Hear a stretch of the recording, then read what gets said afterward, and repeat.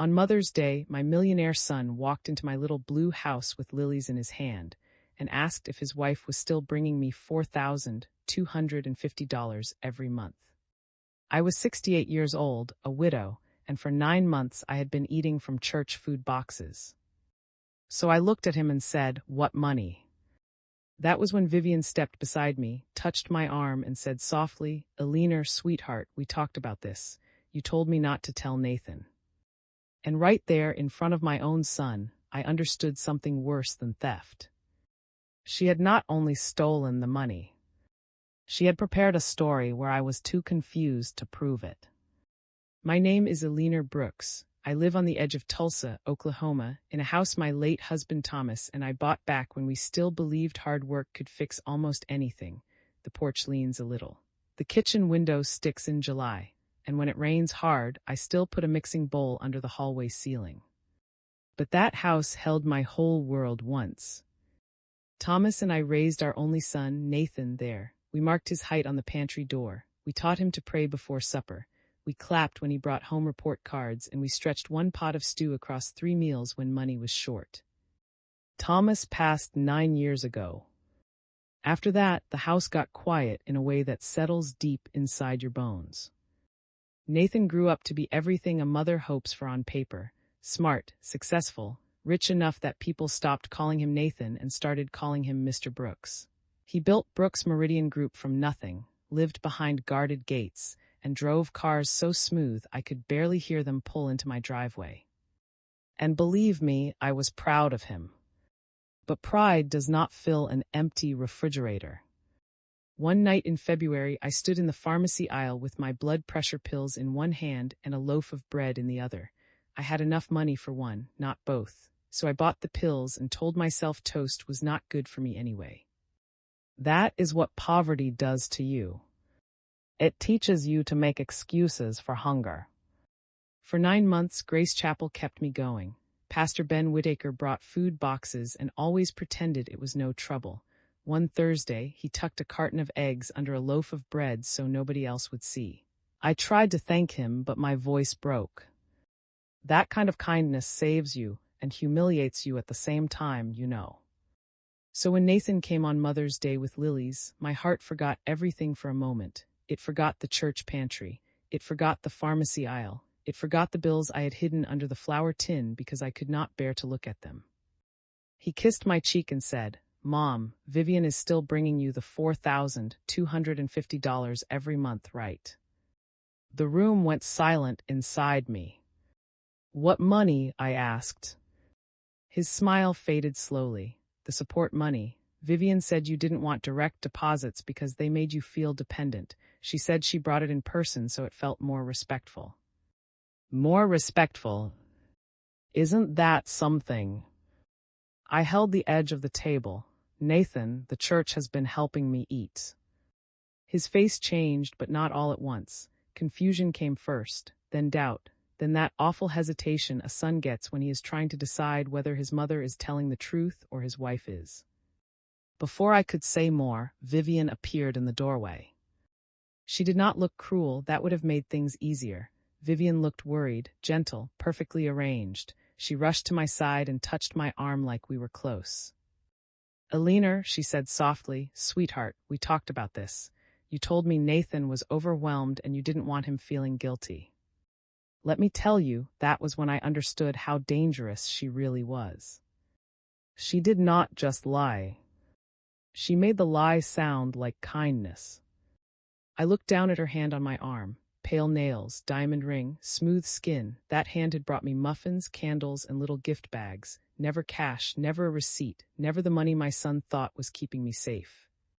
"I remember every person who helped me," I said. "Every food box, every overdue notice. Every night I drank tea and called it supper. And I remember this too, Vivian, you never gave me $1. Her hand slipped away. For 1 second, only one, her face cracked. Then she sighed like I had wounded her. "Nathan, I'm worried about her." Those words hurt worse than the missing money, because I saw my son almost believe them. "I am not confused," I said, my voice trembling but clear. "I am poor, there is a difference." After they left, the lilies sat beside an untouched peach cobbler. I stared at them until the sun went down. $4,250 a month. 9 months. $38,250. Enough to fix my roof, enough to buy medicine without choosing between pills and bread, enough to keep me from standing in a church pantry line with my eyes on the floor. That night, I opened the little green notebook I used for grocery lists and prayers, and I wrote 2 lines. Find the truths. Do not trust gentle lies. The next morning, I wanted to call Nathan. Honestly, I stood there holding the phone, thumb hovering over his name. But then I remembered the flicker of doubt in his eyes. Later, I would learn Vivian had been filtering more than money. When I called Nathan and he did not answer, she told him I only wanted attention. When he asked about visiting, she said I was embarrassed by the house and preferred privacy. When I sent messages, somehow she always answered first. She did not build one wall between us. She built 100 little ones.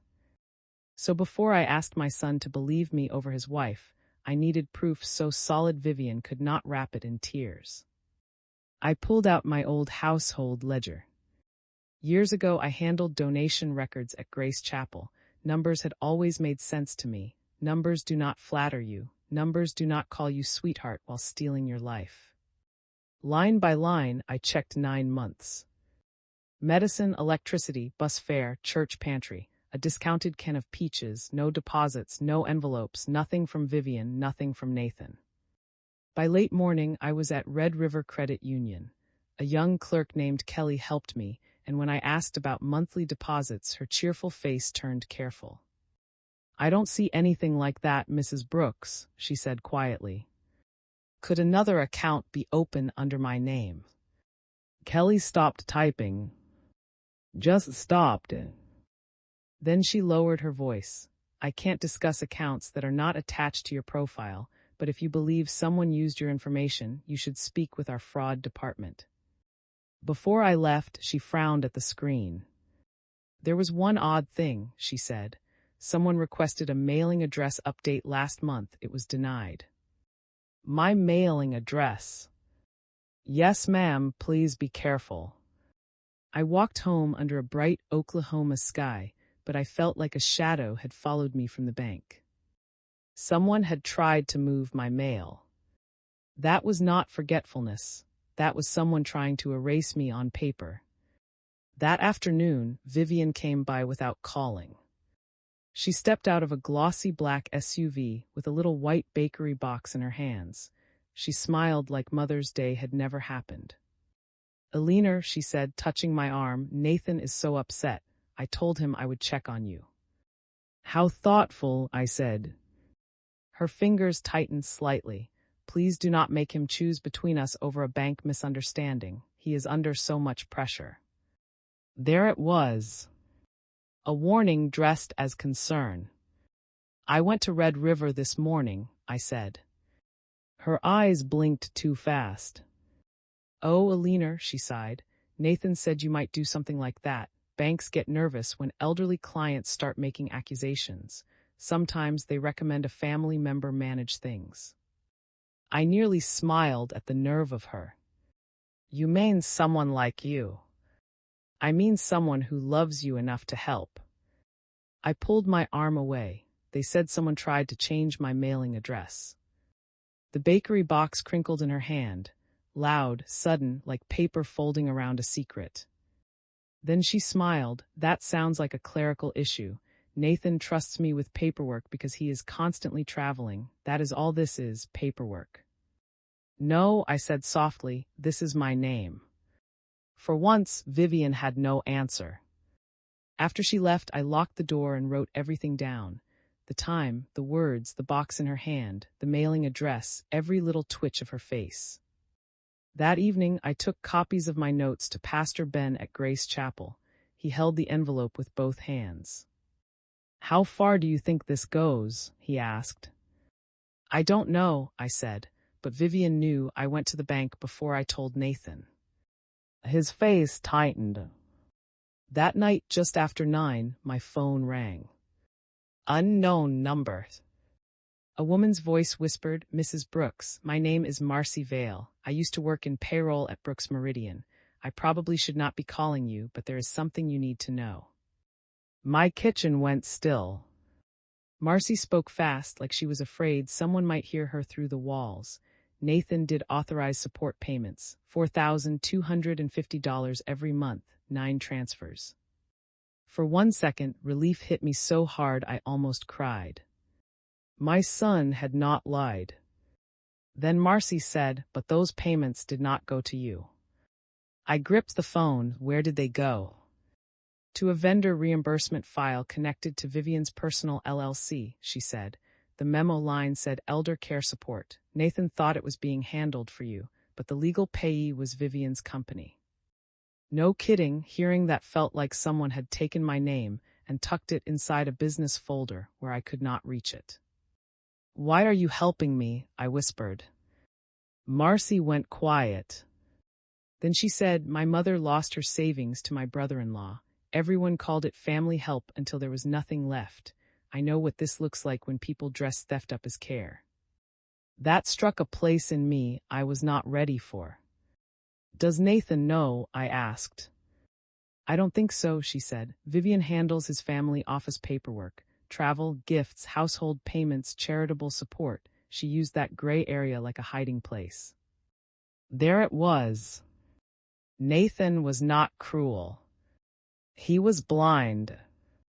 Before she hung up, Marcy gave me the name of Leonard Price, a compliance officer who had quietly been questioning Vivian's reimbursements.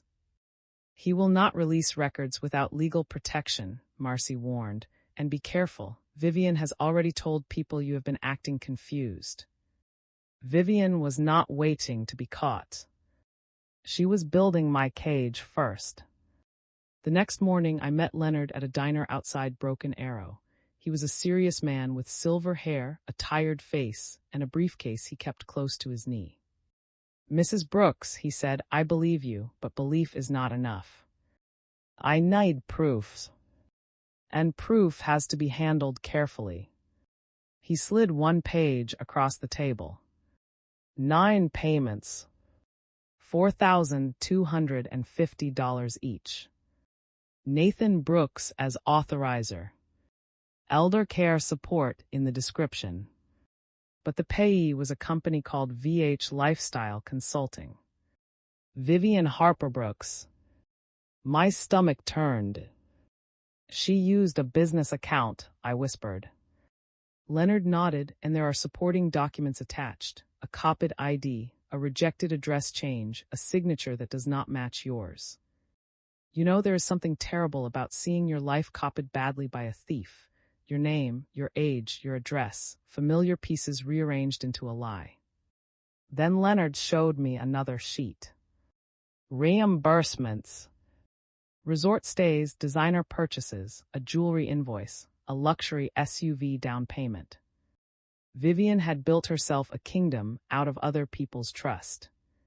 Pastor Ben connected me with Ruth Calder, a financial fraud attorney who had helped seniors in our county before. Ruth was quiet, sharp, and not easy to scare. She reviewed Leonard's papers and said, "Eleanor, this is financial exploitation. But if you confront Vivian alone, she will turn this into a story about your memory." So what do we do? Let Nathan see it for himself. Because court could return money. But only truth could return my son. I did not choose the church because I wanted a scene. I chose it because Vivian had already started telling people I was confused. If I confronted her alone, she would turn my own kitchen into another lie. I needed witnesses who had seen the hunger she claimed I imagined. 2 nights later, Nathan texted me. "Mom, Vivian is very hurt. She says you accused her after all she has done. Can we meet and clear this up?" I read it twice. Then I smiled, not because it was funny, but because Vivian had just handed me the room I needed. I asked them to come to Grace Chapel's senior outreach luncheon that Sunday. Vivian loved charity events. She loved smiling beside Nathan while people praised her generous heart. That afternoon, she arrived in a cream dress, pearls at her throat, hand tucked through Nathan's arm. She hugged me in front of everyone. "Eleanor," she whispered, "I am so glad we are moving forward." "So am I said. At the front of the fellowship hall, Pastor Ben thanked donors for supporting seniors in need. Vivian smiled warmly, as if the room belonged to her. Then I walked to Nathan's table with a beige folder in my hands. I looked at Vivian and asked gently, "When you brought me the March payment, did I sign a receipt for you?" Vivian smiled like she had been waiting for this. "Of course you did," she said. "I kept everything organized." And under my hand was the forged receipt that proved she had just lied. Nathan frowned. "Mom signed what?" I placed the folder on the table. "This." Vivian's smile tightened. "Eleanor, sweetheart, this is not the place." "No," I said softly, "this is exactly the place. You like witnesses, so do I." Nathan opened the folder. He read the first page. Then the second. His face went pale. "Vivian, why is your company receiving Mom's support money?" She reached for his hand. "Nathan, listen to me. You asked me to handle things. You were traveling. You were overwhelmed. I managed it because no one else would." He pulled his hand back. "Answer me." Her eyes filled with tears. "Your mother forgets things. I was protecting everyone." Pastor Ben stepped beside us. Leonard came from the back of the hall with Ruth Calder. They had been waiting, not hiding dramatically, just close enough in case Vivian lied. And she had. Leonard laid out the records carefully. "Mr. Brooks, 9 payments totaling $38,250 were routed through Mrs. Harper Brooks's LLC. Your mother's personal account received none of them." Nathan shook his head. "No." "There is more," Leonard said. "A copied ID, an attempted mailing address change, and a signature that does not match your mother's verified records." Pastor Ben spoke then, low and steady. "Nathan, your mother did not imagine needing help. I brought the food boxes myself." Nathan looked at me. And whatever defense he had left for Vivian died in his eyes. "While my mother was eating from church boxes," he whispered. Vivian cried harder. "I was going to fix it. I was going to pay it back." "With what?" Nathan asked. "The jewelry, the SUV, the resort charges." Ruth placed another sheet down. "Those reimbursements are already documented." Vivian's tears stopped for half a second. Then the softness vanished. "You trusted me with everything because you did not want to deal with anything," she snapped. "Your business, your travel, your mother, your guilt. I carried the life you were too busy to manage." "No," I said quietly. "You did not steal because you were tired. You stole because you thought no one would question you." Her eyes cut toward me. "You lonely old women love being victims," she hissed. Nathan stepped back as if she had slapped him. And that was the moment my son finally saw her. Not the wife in beautiful dresses, not the woman smiling at fundraisers, not the gentle voice telling him I was confused. "Sorry." He turned to me, holding the forged receipt in both hands. "Mom," he whispered, "I'm sorry." Honestly, those 2 words hurt more than the theft. Because I saw the boy I raised inside that grown man, and he looked lost. Vivian grabbed her purse. "Fine, believe her, but when this destroys your reputation, Nathan, remember who started it." She stormed out through the side door. Nathan did not follow. Ruth gathered the folder. "We need to file before she moves anything." Nathan looked hollow. How much worse can this get? Before Ruth could answer, Leonard's phone buzzed.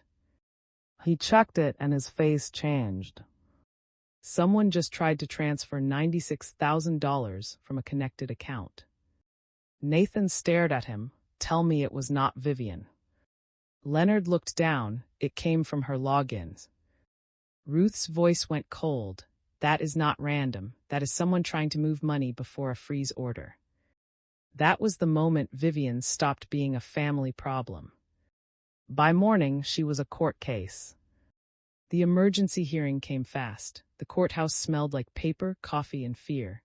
Vivian sat across the room in a black suit, her eyes wet in that careful way people cry when they want witnesses. Her lawyer stood and said, "This was a family misunderstanding. Mrs. Brooks is elderly and there may be memory concerns." There it was. The same knife sharpened for court. Then he asked me, "Mrs. Brooks, is it possible you simply forgot receiving the money?" The room went still. I looked at Vivian, then at Nathan, then at the judge. "Sir," I said, my voice shaking but clear, "I forget where I put my glasses sometimes. I forget why I walk into rooms, but I have never forgotten hunger." Nobody spoke. Ruth stepped forward. A misunderstanding does not forge a signature. Leonard testified. Marcy's records backed him up. Pastor Ben confirmed he had delivered food boxes while Nathan believed I was cared for. Vivian finally stood, crying. I was the only one managing everything. Nathan was never there. Everything fell on me. Nathan looked at her like he was seeing a stranger wearing his wife's face. "You did not just steal money, Vivian," he said quietly. "You made me neglect my own mother. Even justice can break your heart." The judge issued an emergency order freezing the connected accounts, blocking Vivian's access to Nathan's finances, requiring restitution of the $38,250 pending the full case, and referring the attempted $96,000 transfer for further investigation. When the gavel came down, I thought I might feel victorious. I did not. I felt tired. Outside, rain fell over the courthouse steps. Nathan stood beside me with his shoulders bent under shame. "Moms," he whispered, "I do not know how to fix what I let happen." I took his hand. "Then do not start with fixing. Start with telling the truth and live differently after it." Months passed. Vivian left our lives like smoke after a fire, gone but not without a smell. The money came back. I repaired the roof, replaced the refrigerator, and bought a heater that did not rattle through the night. But I could not keep all of it, not after knowing how many older people were sitting alone while someone close controlled their money. So it began small. One folding table in the basement of Grace Chapel. Pastor Ben put out a notice after Sunday service: "If someone is controlling your money, come talk to Eleanor." The first week, one woman came. Then two. Then a man who had not told anyone his nephew drained his pension. That little table became Silver Lantern Outreach. 3 desks, one old printer, a wooden sign that said, "Helping the forgotten find their voice again." Isn't that something? The woman who once stood ashamed in the church pantry was now helping others protect their homes, pensions, checks, and dignity. At first, Nathan only came to carry boxes, then he stayed to write letters, then he sat with victims and listened. Really listened. Some Thursdays he came by my house with no papers, no assistant waiting, no phone in his hand, just soup, cornbread, and 1 quiet hour to sit with his mother. One rainy evening, he looked at me and said, "I thought sending money meant I was taking care of you." I smiled softly. "Money can help, son, but attention is love too." His eyes filled. "I'm learning." And he was. But believe me, learning did not mean I forgot everything. I loved my son. I opened my door to him. I let him bring soup, sit at my table, and mend what neglect had broken. But I did not hand him my accounts again. Love could come to dinner. It did not get my passwords. A year later, I was invited to speak at a senior justice ceremony in Oklahoma City. I almost said no, but Nathan told me, "Mom, people need to hear you." So I went. The microphone squealed, my notes shook in my hand. For a moment, I forgot my first sentence, and believe me, I almost laughed at myself. Then I looked at Nathan in the second row, and the words came. When someone steals your trust, you do not have to scream to reclaim it. You only have to stand in the truth long enough for the lie to fall apart. The room rose in applause. But the only face I saw was my son's. That night back home, I opened the little green notebook one final time, the same notebook where I had written, "Find the truth, do not trust gentle lies." Underneath, I added one last line. "The truth came home, and so did my son." Then I closed the book. Outside, the wind moved through the lavender by my porch. The house was quiet, but not lonely anymore. And if you have stayed with me this long, remember this: money can be stolen, comfort can be shaken, and trust can be broken. But dignity is yours until you hand it away. Vivian thought she had taken everything from me. But in the end, she only showed me what could never be stolen.